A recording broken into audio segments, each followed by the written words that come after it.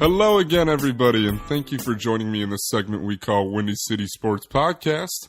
I'm your host of the show, Michael Hansa. This week, I will actually have a special guest with me today. He goes by the name of Tommy Doherty. Tommy, how you doing today, buddy? Mike, I'm doing great. Thanks for having me on, and really, thank you for sharing your beautiful, wonderful voice with the world. It's one of my favorite voices in all of mankind. Of course. I'm glad to have you on. How was your Christmas? It was delightful. I ate way too much food and got completely spoiled by Santa, but you know, that's what the holiday season's all about, really. Of course. You catch any of the basketball games yesterday? Of course. I probably caught too much of Wizards Knicks and not enough of Thunder Spurs, but I caught all of our favorite team, the Bulls and Lakers, which I think you wanted to talk about today. Yeah, well, they went ahead and won 113-93 yesterday. A good 20-point margin victory. They're 20-9 now. I think that's good for fourth in the East. 5-game win streak. They look like the best team in the East so far, to me, with how they've been playing lately, with victories over Washington, Portland, and that big victory they had at Memphis. I think everyone's been playing great. Wouldn't you agree? I absolutely agree. You know, their record of 20-9, which is good for fourth in the East, that's kind of deceiving if you ask me. They opened up with the most road games of any team, thanks to their annual circus trip in November, where they can't be at the United Center for 2 weeks. Since they returned from that trip, they're 9-3, and as you mentioned, with several big wins, and their losses, if you look at it, they lost in double overtime to Dallas, 132-129. Right. And then they lost to Golden State, 112-102. Obviously, Golden State is probably the hottest team in the league. Of course. So, you know, I think they've been playing exceptionally well, and they're really starting to find their groove early in the year. Yeah, and if you go back to looking at some of those games, the Golden State game, as I touched on my last podcast, was a great game the whole game.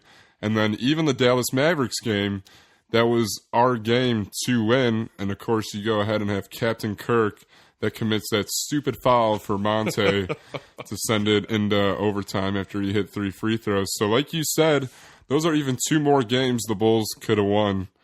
But Rose is putting up great numbers. Great to see him back. Gasol's been a machine in the paint. Jimmy Buckets, I don't know how to describe his play so far this year. It's been phenomenal. Really unbelievable, Yeah, and then you got players like Aaron Brooks has been great. Dunleavy. And even Mirotic, he has just been the surprise of the year. He's been great. What do you think of Mirotic so far this year? Well, I'm a lot more impressed than I was expecting. You know, he came in with a lot of hype. We've waited for 4 years since we drafted him in 2011. But I was figuring that he would fall into the classic Tom Thibodeau, I'm not going to play rookies very much. But right. He's been really forced into action given Taj Gibson's ankle injury. And what I'm most impressed about is he doesn't play like a rookie. If you think about it, he's a 2-time professional league MVP. Of course. He's used to putting the team on his back, and he's used to taking big shots, and he acts like it. So when he pulls up for these threes, I mean, I don't want to laugh, but I do, because it's like this guy's 22 and he plays like he's 32. So he looks like he's 32 as well. Oh yeah, that beard is just phenomenal. It's great. No, I totally agree with that. It's been great to see him pick and shoot right away with the ball. He's not afraid to get into the game and contribute right away, like you said. Not afraid, obviously, getting in the NBA. It's his first year with all these big-name players he's going up against.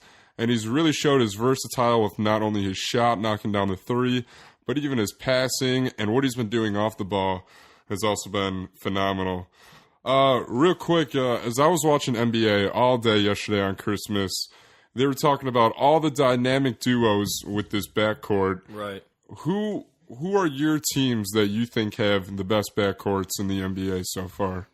Well, I think you have to start with Golden State, the Splash Brothers. Of course. You know, Steph Curry's having an MVP caliber year. He is. Klay Thompson, one of the most, dynamic shooting guards in basketball. Although that's not a very deep position, those two can light it up on any night. So I would start with that. then you've obviously got the Wizards with, John Wall and Bradley Beal. They both looked good yesterday. I was at the Bulls-Raptors game Monday, got to see the Kyle Lowry experience in person, and it is an experience. I'm not being sarcastic. He's a great player. So I think you start there, and after that you've got some backcourts that have star players, but maybe not across the board with point guard and shooting guard. Maybe, Atlanta's kind of underrated with Teague and Korver, but I wouldn't say they're best, but a lot of good guards in the league, the bottom line. Exactly. You got to look at, with the acquisition of the Mavericks just acquiring Rajon Rondo, if you got Rondo and Monte as your 1 and 2, that, of course, is a dynamic duo themselves. But one thing, as I was listening to yesterday, is all these analysts are talking about these dynamic duos, and, of course, they're mentioning the same teams you are, with the Warriors, the Wizards, the Mavericks, even the Raptors, even though we know DeRozan is hurt right now. But none of them have, all of them have failed to mention the Chicago Bulls with Derrick Rose and Jimmy Butler. I think them two have, Derrick Rose is obviously an MVP right now. Jimmy Butler is leading the way by a landslide for most improved player in the NBA this year. So I want to throw some stats out to you real quick, and let me know what you think of these and why the Bulls at Rose and Butler aren't being talked about as the top. So Rose and Butler, between the two, 40 points a game, 9 assists a game, 2 steals per game, 9 rebounds per game. You then got the Raptors with Lowry and DeRozan, 40 points per game, 9 rebounds per game, 9 assists per game, and 3 steals per game. Those are pretty much identical right there. Right. Of course, then you have the Wizards at 33 points per game, 8 rebounds per game, 4 steals per game, and 14 assists per game. So I don't understand. You're looking at the stats, even record-wise, they're all 3 of those teams are right next to each other at the top 4 teams in the East. Why the Bulls' backcourt isn't being talked about and hyped about as good as they are. But I think Rose and Butler aren't getting enough credit, but that doesn't prove what they have done so far this year. They've been playing tremendous, especially with Jimmy Butler. And besides Jimmy Butler, I know we talked about Mirotic. Before we go on, let me just jump in on that real quick. Of course. So I think one of the reasons that Rose and Butler aren't getting discussed is twofold. Number one, they just haven't played that much together. True, very true. If you think about it, Butler, his rookie year was a non-factor. That was Rose's MVP. We talked about Thibodeau not playing rookies, exactly. Right. So then the last 2 years, Rose has obviously been gone. He's only played 50 games. Didn't even play with Butler a lot of the time. So this is really the first time we're seeing Butler and Rose on the court together. And obviously Butler has been far better than expected. So give it some time at the end of the year. I think you'll be talking about these two in the same breaths as, Golden State and Toronto, especially in the East, because I think athletically speaking, Rose and Butler are a huge mismatch for several teams. Of course. With Butler's height and Rose, his athletic ability, he's starting to figure it out. The second thing is, I think people are just waiting for Derrick Rose. Of course. They've been through this before, and I can't say I blame them with the 2 knee injuries. They want him to see him do it, over the course of time.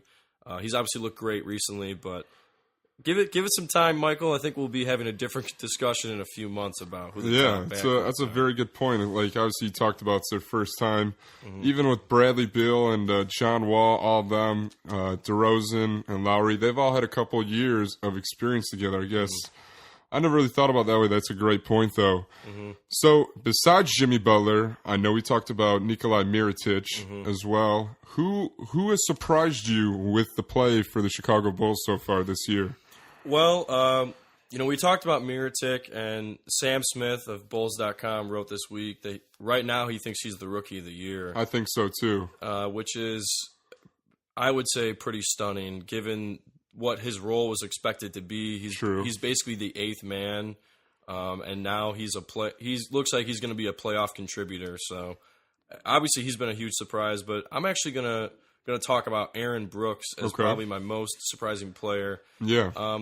we know that the Bulls get probably the most out of their backup point guards than anyone else in the league. Well, yeah, if you look at Nate Robinson, who else have we had at that back? DJ Augustine, exactly. CJ Watson, if you want to go back to him. Of course. For whatever reason, you've got the dog whisperer and Cesar Chavez. I think Thibodeau might be the point guard whisperer. He probably is. I don't know how he does it. Maybe it's the raspy voice that really just gets them going. But last night, Chris Webber, who works for TNT, he mentioned on several occasions that Aaron Brooks used to be a 20-point scorer. Okay. And I was just kind of didn't believe it. So I looked it up. I went on the Google machine. Turns out in 2007, Brooks, when he was a starter for the Houston Rockets, averaged 19.6 points per game. Wow. And you watch this guy play, and he plays with such an aggression that reminds me of Nate Robinson, but with restraint that reminds me of Kirk Heinrich. It's like we welded these two people together, and now we have this guy who comes off the bench and gives them the spark they need without turning over the ball. Exactly. And he's a very confident player. We seem to not skip a beat when he's in the lineup. So as much as I've liked the play of Mirotic and been surprised, Aaron Brooks has kind of been the catalyst of the bench so far. Of course. You got to look at, too, obviously we were talking about with Rose not being healthy this whole season, this year as well. Brooks has really been stepping up, and I can't remember what game it was, but I remember Brooks was making 3 after 3 after 3. He's going to the lane. How tall is Brooks? What is he, 5'8", 5'10"? He's probably 6 foot at the most. If they list him at 6 feet, that's being kind. Mm-hmm. But he goes into the lane being more than a foot shorter than most of these guys, and he's not afraid. I don't know how he makes some of these shots that he does, but like you said, he's a true leader. He knows how to play the game right, smart, and put the team on his back, and really in a good demeanor, he really carries himself. So, like you said, I really like the play Aaron Brooks has come. I thought it was a great signing. Now, I want to say, too, this. Carmelo, what's the record? Knicks record? 5-25, I believe they are now? The Knicks are 5-26. So 5-26 with their loss yesterday. They currently have the most losses in the NBA, by the way. More than the Sixers. Congratulations, Philadelphia. Wow. You're not the worst team in the NBA. Wow, that's unbelievable. So we wanted to go out and get Carmelo. That was our number one. That was our cream of the crop. We made this big promotion in the summertime. Welcome, Melo. We do all we can do. But I think the signing of Melo going to the Knicks really did benefit the Bulls even more. Because of Melo, we got Gasol. We went to our number 2 right away. We haven't even talked about has been a revelation. Of course. It's been unreal. Revelation. And then because we had so much more money left over because we didn't sign Carmelo, we were able to not only bring Gasol over, we get Mirotic, like you said, who we didn't draft till 4 years ago. He finally comes over. So we're able to buy his contract.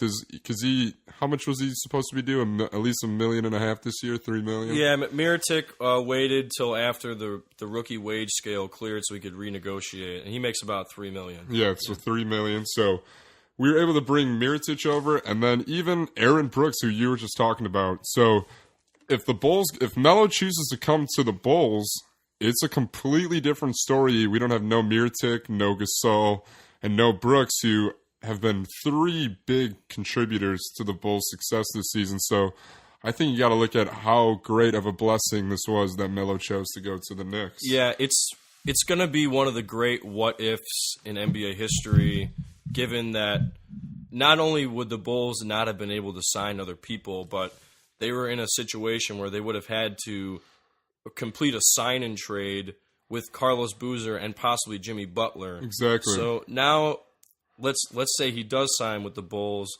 You're talking about a lineup of Rose, Carmelo with a pretty much a max contract. Then you've got Noah, and then who? So they would have had to essentially gut their team to get Carmelo, who's had logged a lot of minutes for a 31-year-old, doesn't play very good defense, and demands the ball pretty much the whole time he's in the game. So although we went after him hard, and I was hoping we would get him, looking at it, hindsight being 2020, of course, I'm glad that he didn't sign with the Bulls, and I think both teams are. Well, I don't know if the Knicks are in a good spot. They're pretty much screwed financially for the next few years. But the Bulls' future is very bright with their talent as well as their cap situation. Yeah, of course. So the Bulls have 3 more games left in this beautiful year of 2014. They're going to go off to play the Pelicans, Pacers, and they'll finally finish off against the Nets on New Year's Eve. Shout out to Cameron Bairstow, by the way. We love you, buddy. We love you, Cameron. Keep it up. Out of one of the former Lobos. I think he could be a great player, too. Maybe. He's got the best headband on the team. He does, There's without no a doubt. doubt. So, Tommy Doherty. We got this team in town. They go by the name of the Chicago Bears. Oh, don't make me bear down for this, Mike. I'm going to make you bear down a couple times for this. So, the Chicago Bears are currently 5-10. They just lost to Detroit. Headline news of that game: Cutler was benched due to Jimmy Clausen. What do you think of the game, especially with Clausen? Just the whole thing in general with Cutler being put to the bench. What's your take on the Bears with this? Well, first of all, I do have a death wish, so I did watch the game. I watched a lot of the game. They obviously. Clausen is not the answer, and it wasn't the purpose of the benching was, we think Jimmy Clausen's going to be the quarterback of the future. Exactly. I think what it was Trestman crumbling under the increasing pressure that he has from the media and from fans to just do something. Cutler's had a very poor year, although I'm going to get into later, not much poorer than other years he's had. So I think this was a desperate move by Trestman to kind of save face. Right. And obviously it didn't work out. They lost the game. Yeah, I mean, with Trestman benching Cutler, I was shocked by the move. That's, I think, Cutler's exact words too. I wasn't disappointed like Cutler, I could say, more or less, because of how his play has been. But more importantly, I was shocked because, like you said, with the pressure Trestman was under, one of the headline articles I did read, I think on ESPN or Bleacher Report, was, so benching Jay Cutler is also going to fix the Bears' defense and special teams problems. Right, so exactly. It was kind of a move I was really, really confused about. And now, as a Bears fan, you just got to laugh because Clausen goes out and plays only one game, and now he's hurt, and not by choice, Trestman kind of has to go back to Cutler. Right, and to Clausen's credit, he didn't look terrible. I thought he made a few throws. Nothing that made me think that he could even be the backup next year. But given that his only track record was having one of the worst quarterback seasons in the history of the league before coming to this game, I was expecting a lot worse. And, maybe the Lions just had a bad day. That's kind of what they do. But, yeah. Anyway, either way you look at it, it's a desperate move by a desperate team. Exactly. So we just said the Bears are 5-10. They got one more game left in Minnesota, which means nothing at this point, obviously. Well, other than if they lose, they get a top 10 pick. They're locked in. So what did you say earlier? How do the Bears get that loss? We put in Cutler? Is that the first thing we do? It's kind of interesting.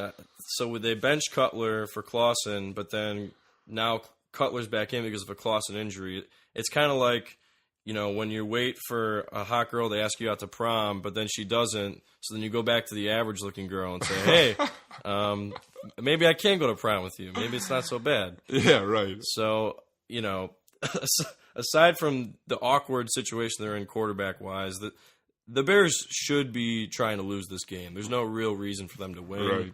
I mean, they always say bring some momentum into the next year, but I don't think a lot of this roster is going to be here next year. Yeah. So I agree, especially the coaching staff, too. Yeah. As far up, you might even go to Emery. A lot of people who are talking about, even though, as I made before, I am in Emery's corner. Mm-hmm. So what was your take on the Bears this season? Kind of walk me through your overall assessment through the beginning of the year, what your hopes were, what you thought their outcome would be for the season, and kind of how the season went along and how it played off. What do you think about them? Right. So I've thought about this a lot, and obviously Bears fans are very upset. You never want to be 5-10. But let me preface this by saying that I think in general, the expectations for this team were way too high. Last year they were 9-7, which is pretty much middle of the road. They had a great offense and they had a terrible defense. Right. And the NFC is loaded. I mean, their division is loaded. They've got 2 good teams in the division. 2 of the better quarterbacks in the league. The NFC West has 4 good teams. 2 of them, the Niners didn't have a great year, but my point is there was a lot of talented teams in the NFC, and the Bears didn't do enough to offset the gaps in talent in the offseason, at least in my opinion. But, of course, that didn't stop people from talking about them going to the Super Bowl, right? Even though they've made the playoffs once in the last 8 years. So that really is what started it off. The expectations were too high. So then when those weren't met, or at least somewhat met. Well, yeah, real quick before you go on, you got to look, too, with the expectations, how you were even saying we only made the playoffs once in the last 8 years. Mm-hmm. We were 1 game away last year from making the playoff. All we had to do was beat Green Bay, of course. We remember the Conti blow-off coverage, and Aaron Rodgers was Aaron Rodgers. But I'm sorry, go on, of course. No, I was just using that to make a larger point about, I think people are coming down from thinking this was a Super Bowl team, and that was just never the case. Looking at their defense, I mean, right now, their starting defense, David Bass, Jay Ratliff, Christian Jones, Jonathan Bostic, Shea McClellan. Guys, I got news for you. Shea McClellan's not good at linebacker. He wasn't good at D-end, and he wasn't going to be good at linebacker either. The only keeper on this team really is Kyle Fuller. Yeah. And he's a rookie. He's a rookie corner. So, okay, we've got 1 out of 11. Then you look at Ryan Mundy and Chris Conti. The Steelers, who have one of the worst secondaries in football, they didn't want Ryan Mundy. They said no thanks. Yeah. The Bears said, come on in, you can start. And Conti, obviously, he takes a lot of flack. I think deservingly so, given how many mistakes he made. Yeah. So I think people thought that their offense, we got a great offense. That was never going to overcome their bad defense. Mm-hmm. So then when the offense floundered, everything just fell apart from there. So I think, in general, expectations too high. And then, of course, when Cutler started playing poorly and the line, which, last year they had 16 consecutive starts across the board at all 5 positions. That never happens in the NFL. Yeah, no. So that was going to change. They haven't responded well to that. I think in general, this team's got a lot of decisions to make with their personnel that I'm glad I don't have to make them, because it's going to get ugly. It's going to get very ugly indeed. Obviously, starting at the top with Emery, going down to Trestman. Of course, you got that weird situation going on with Cutler and who's the offensive coordinator? Aaron Kromer. Yeah, that was odd. That's just a weird situation in general. Showing them on TV on the sidelines, just you could tell neither one had respect for each other. It's an odd situation. You got to look at, obviously, you were talking about McClellan was a bust. Bostic was a bust. He turned out to be nobody. We took him in the 2nd round of last year. Is that correct? Yes, that is correct. Yeah. You got all these injuries with, what's his name, tearing his ACL, and his only sack of the year. Lamar Houston. Lamar Houston, by the way. You know what? I'm glad you brought that up, because I think the one thing that really troubles me long-term about the Bears is financially and from a leadership perspective, they're invested in the wrong people. You look at Brandon Marshall, makes a ton of money, not $10 million a year. Not a good leader. Has never been a guy who's going to lead your team from a moral standpoint. And, the 180 done on him this year has been kind of astounding from a PR perspective. But that's one thing. Jermon Bushrod makes $9 million. I never liked that signing from the start. He's fine, but $9 million is a lot of money for a guy who is just fine, like I described. Yeah, exactly. Jared Allen. I mean, I knew the end of the deal wasn't going to be good, but how many games has he even played this year? I believe he's played around 10 games. But my point is, and Lance Briggs, let's not forget about him, who he just came out yesterday and said his farewell to the Bears. Yeah, and he's really disappointed me, not because I thought he was an elite player anymore, because he's not, but from an attitudinal standpoint, he's really been disappointing. He basically has decided that because Lovey's not the coach, he's just going to quit on the year. Yeah. But overall, my point to this, and I didn't even mention Cutler because we're going to talk about him, they are in a financially not great situation with some of these guys, and it's going to be difficult to get out of it. Yeah. Well, like I said, as I talked about in my podcast a couple of weeks ago, you got this guy named Brandon Marshall, who you said is still on contract for 2 more years to $20 million more. We got Jay Cutler, obviously we'll get into that, with $18.5 million. You also got to look at, we said we're cleaning up shop, but there are some players you do need to keep on this roster still, with, of course, one of the emerging superstars in the NFL with Alshon Jeffrey. I think that's a guy who you have to make sure that he is absolutely on your roster by next year if you even want any success going. So, real quick, too, in the offseason, we know Trestman's gone. Is Emery gone? Is the GM, are we getting rid of? I honestly don't know. I can't get a read on the Bears. One of the reasons they struggle, if you look at them like over the course of history since '85, the McCaskey family has not proven to be good evaluators of talent on the field and in the front office. So, I don't know. I'm not saying that Phil Emery is, a genius. I don't know if he's an idiot. I really don't.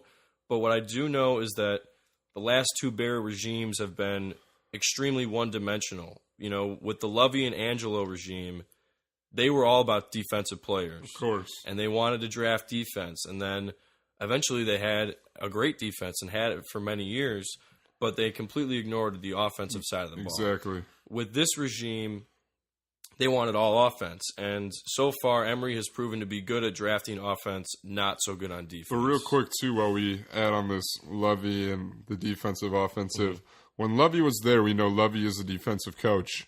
The Bears still had one of the greatest, the best defensive teams in the NFL year after year with Lovey there. Right. So then we say, Emery's here, he's got Trestman, and we decide to go do this 180 turn where we're going to go offense. But the difference between Lovey and Emery, or Lovey and Trestman, is there's been no production out of this offensive team at all. With the team they had together with Bennett, Cutler, the offensive genius mind, and Trestman, who I don't believe is true at all. So you got to look and say that obviously there needs to be a lot done in this offseason. Right, and I think we could easily be having a conversation in 4 days about the Bears looking for a new GM. I just don't know. I can't get a read on how they feel about Emery.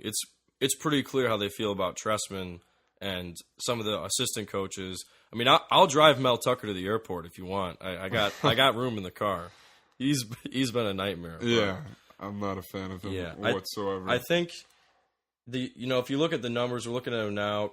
They look okay, but it's the turnovers. It's just the confusion on the field. They look confused, and I was not expecting that from the Bears offense this year. I thought they would be clicking on all cylinders.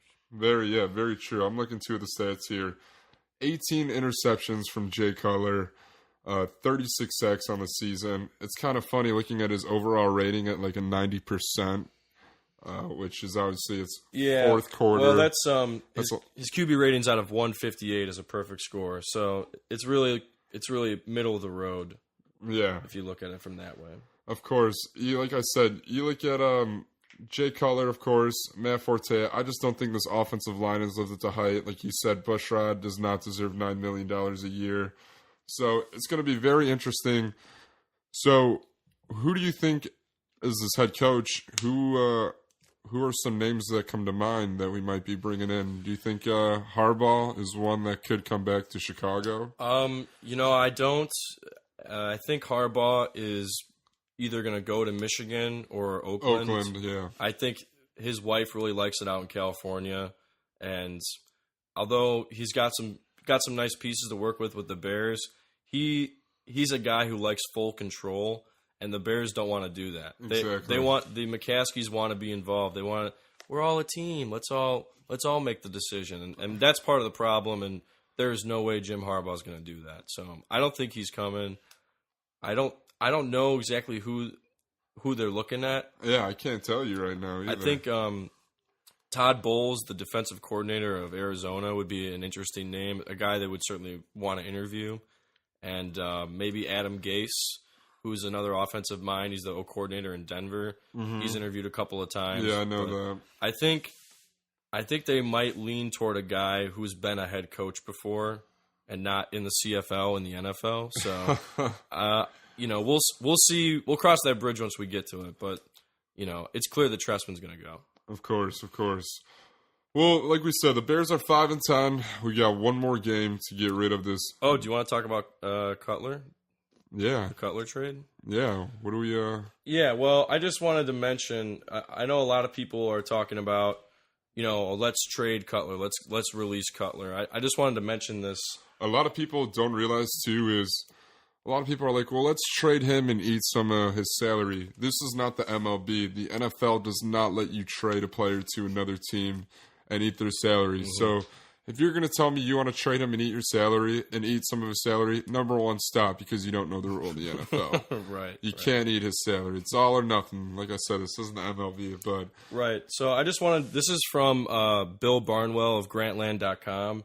He's talking about the way Cutler's contract is structured. So of course. I'm just going to read this. This is verbatim from the article. It says, Cutler's deal is structured in a way that precludes him from being released. His 2015 base salary of $15.5 million is already guaranteed. If the Bears cut him by this March, they would pay up to $19.5 million in cap penalties, sinking their 2015 team in the process. If they don't cut him before then, $10 million of his 2016 salary will become guaranteed, leaving the Bears stuck further into the future with Cutler as their quarterback. So, long story short, they're financially committed to him unless they can trade him through 2017. Do you think, though, there is anything the Bears could do? Obviously, you talked about we're pretty much stuck with this guy for the meantime. What do you think the Bears could do in this offseason to keep Cutler and yet improve? He's got the fundamentals down. He's got the arm down. He obviously doesn't have any speed like even Aaron Rodgers' speed. But what do you think? Do you think there's any chance they could take him in the offseason and show him videotape about changing the play at the line? I think if there's one thing he can improve on that he is capable of doing, it's getting to the line and being able to read the defense, tell his line where the blitz is coming from, change the play up. I think Cutler's a guy who just goes up and says his hut 1, hut 2, calls hike, and goes on with the play. So if there's anything in Jay Cutler that he can improve on in this offseason, I think the Bears need to work on with him getting to the line and switching up the play, calling an audible. Well, that all sounds nice on paper, but we said the same thing when they hired Trestman. Of course. Let's just show him some tape. Let's show him what he's doing wrong. He's 31 years old. This is his 9th year in the league. You don't really see dramatic improvements from players after their 9th year. No. And if you look at Cutler across the board, his numbers aren't really all that different from other years. He's just doing the same thing he's always been doing. This year he has 27 turnovers. In 2009 he had 30. He had 25 in 2010. In 2011 he had 11, but he only played in 10 games. So I would love to see him improve. I would love to see him get better. But I just don't know. I don't know what else they could do. It seems like every time they try to solve something, he just delivers the same. So exactly, it's kind of, for me, I hate to be pessimistic, but I have my doubts. You don't have any other choice with what he's giving us. Yeah. So Cutler seems to be going nowhere with his Bears. The Bears seem to be going nowhere with Cutler. We're looking to get forward and done with this season completely. It's been a terrible year to be a Chicago Bears fan. Trestman will tell you a lot about that. Even his daughter, Chloe, will tell you that with all the threats she got. You should have came to NIU. Things would be different. Hey, get excited for the draft. Landon Collins, safety out of Alabama. Would love to see him in Bears uniform. Yeah, of course. Do you think? So, what pick do you think the Bears will end up with in this draft? Then are we looking at? We know Tampa Bay just locked up number 1. Well, if they lose, they're guaranteed a top 10 pick. Right now, as it stands, it would be the 9th pick. So Okay. Cedric Benson's not in this draft. They can't draft him again. That's a positive. I think you have to go defense, a guy who's a big-time playmaker. No David Terrells. No David Terrells. No A-Trains.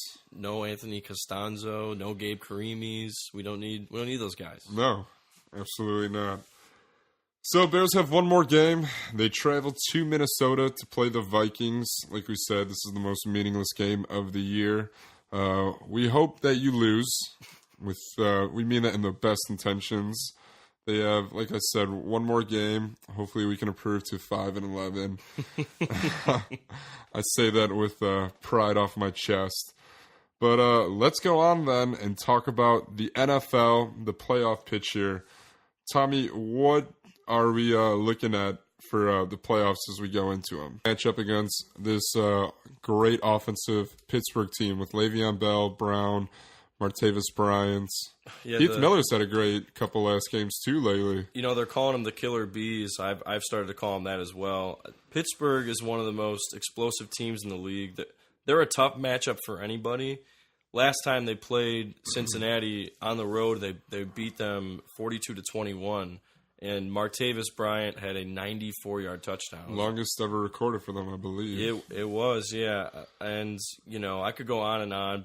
Ben Roethlisberger has been sensational. Le'Veon Bell, probably the best back in the league this year. Without a doubt. MVP candidate. I think he'll run away with Most Improved Player of the Year award. So, you know, no disrespect to the Bengals. They have a solid team. I think Pittsburgh is rolling right now, and I think they will win.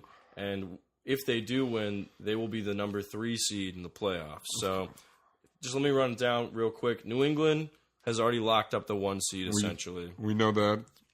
Denver, losing to the Bengals did not help their chances. They need to play next week and win. Big. Yeah, luckily they're playing Oakland, so they will probably win and be the 2 seed.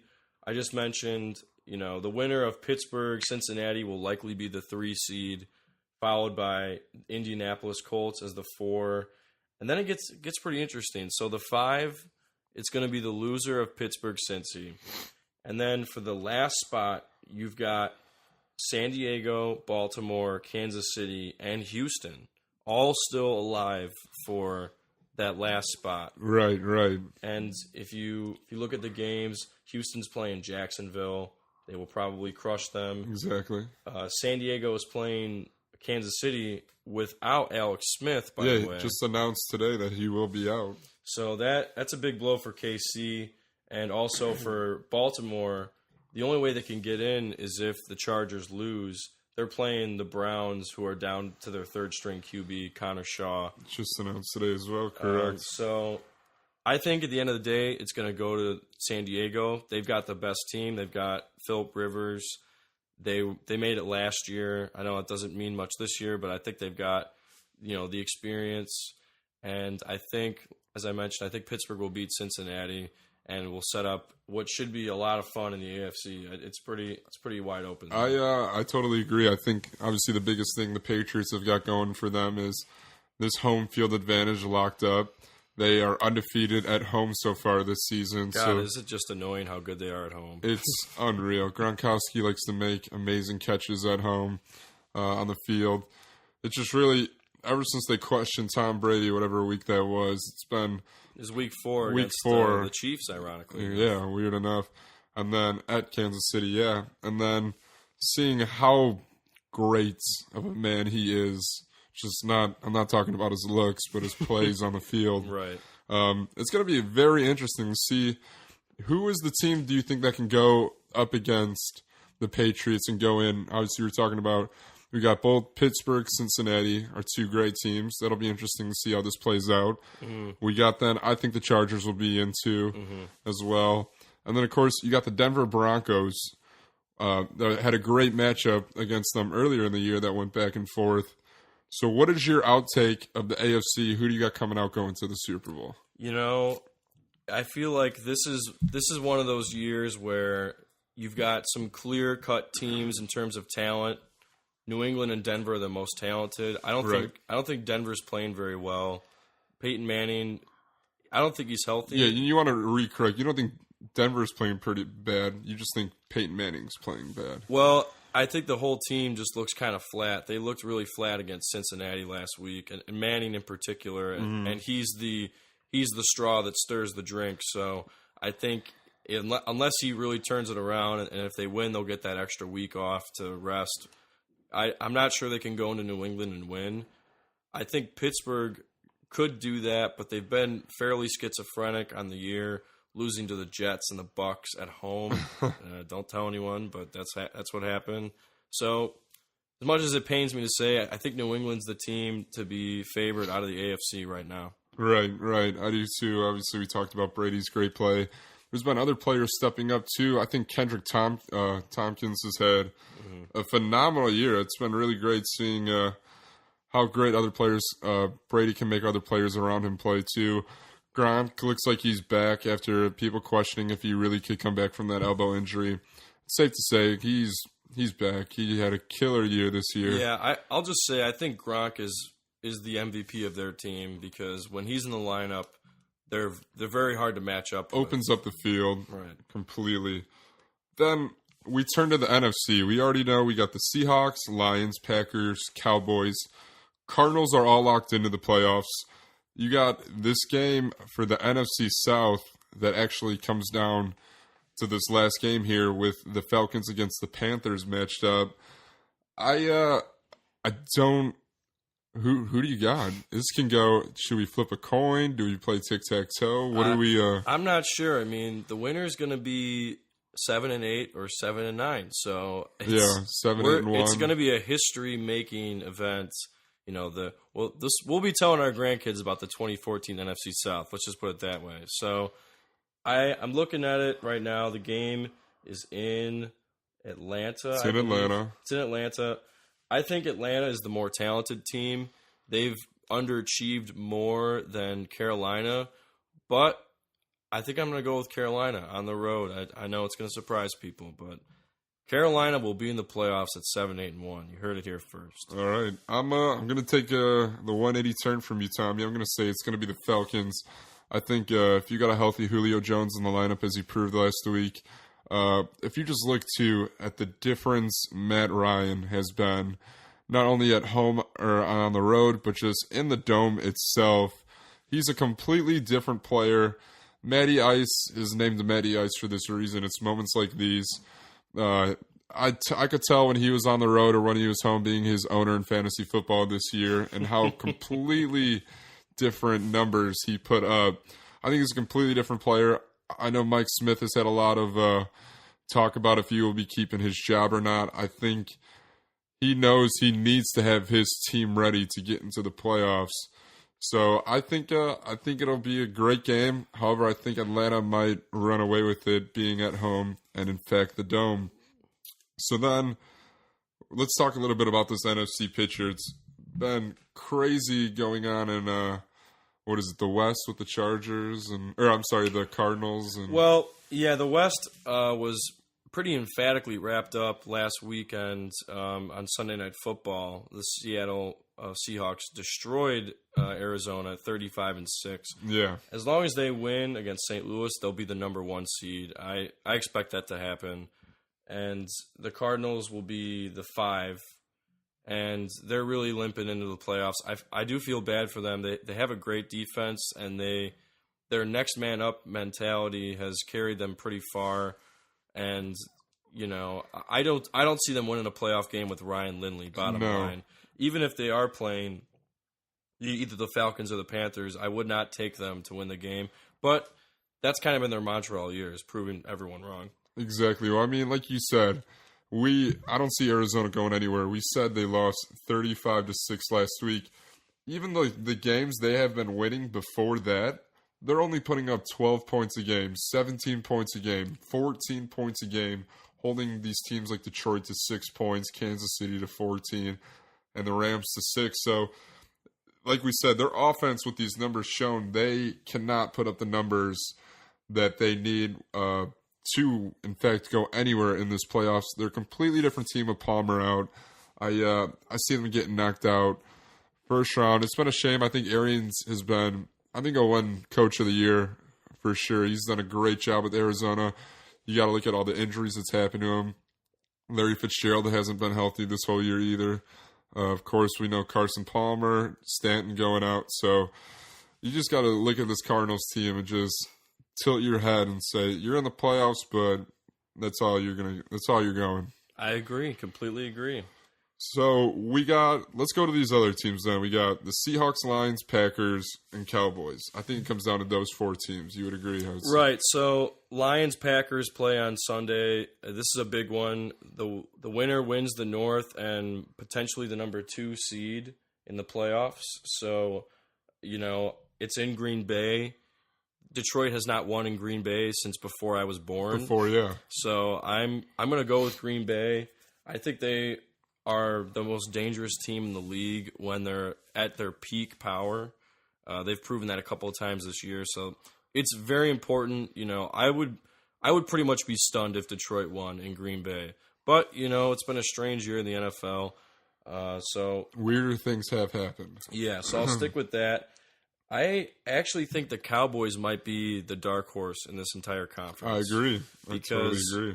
Not only did they beat Seattle on the road early in this year, which is pretty much impossible, to me, they have the most complete offense in the league. Well, it starts with their offensive line right there. Right. You look at the rookie, too, Zach Martin, who's come in out of my beloved Notre Dame. Just the whole front line, you even see how big of a difference they made. The fact how they were able to establish the run game so well with the line and Murray, it's really opened everything else up and has helped Tony Romo out tremendous. And obviously he's been having a career year. Playing while injured, too, I might add. I mean, he takes a lot of flack for his perceived performance in the fourth quarter, but he's been great this year and playing with a broken back, basically. Until the playoffs come around, we'll see how that goes. No, I totally agree too. I think my 3 teams it comes down to is the Packers, Cowboys, and Seahawks. I think it could go either way. If you where do you see this going between these teams? How do you see it playing out? We didn't even mention Seattle. They're playing out of their minds. They've been the best team in the NFL as of lately. Right. So, I think it's just really hard for teams to repeat. I'm going to go with Green Bay because I think that they're going to have home field for at least one game, and I think that they can go into Seattle and win. And they have the MVP. I mean, they have Aaron Rodgers. He's been the second best player in football behind J.J. Watt, the best quarterback. So, of course, I'll take Green Bay. And I'm sorry, Bears fans. I know we just trashed your team for a while, but and I just took the Packers. But that's just how I feel. Right? No, I can't help but totally agree. Take your stance on it. Green Bay, Aaron Rodgers, like you said, has just had another just tremendous year, proving once again why he is number 1 or 2 in the MVP running. I'd say it's him or Watt. I think it just comes down to them too. But like you said, I do think I don't think the Seahawks are in it. My 2 teams it comes down for me are the Cowboys and the Packers. I think it's going to be interesting to see how ready the Cowboys will be for this playoff. I think if Cowboys, it's going to go one or two ways. It's going to go Cowboys are going to get knocked out in the first round of the playoffs, or the Cowboys are going to the Super Bowl. Right, and if Detroit does win, that means Green Bay would be the 6th seed against the Cowboys, and that's a bad matchup for them because their defense isn't very good. But I would love to see Dallas in the Super Bowl. I think when healthy, they're a team to be reckoned with, and they've been healthy for most of the year. So, very true. Well, everybody, I think that wraps it up for this week's segment. Tommy, I'm glad you came on the show for me. I look forward to having you on again. Yeah, Mike, thanks a lot. We had a lot of fun. I hope everyone enjoys their New Year's Eve celebrations, wherever that happens to be. Of course. Well, I hope everyone had a Merry, Merry Christmas, as well as they have a Happy New Year. I am your host of the show, Michael Hansa. This is Windy City Sports Podcast. We look forward to seeing you again next week. Bye-bye.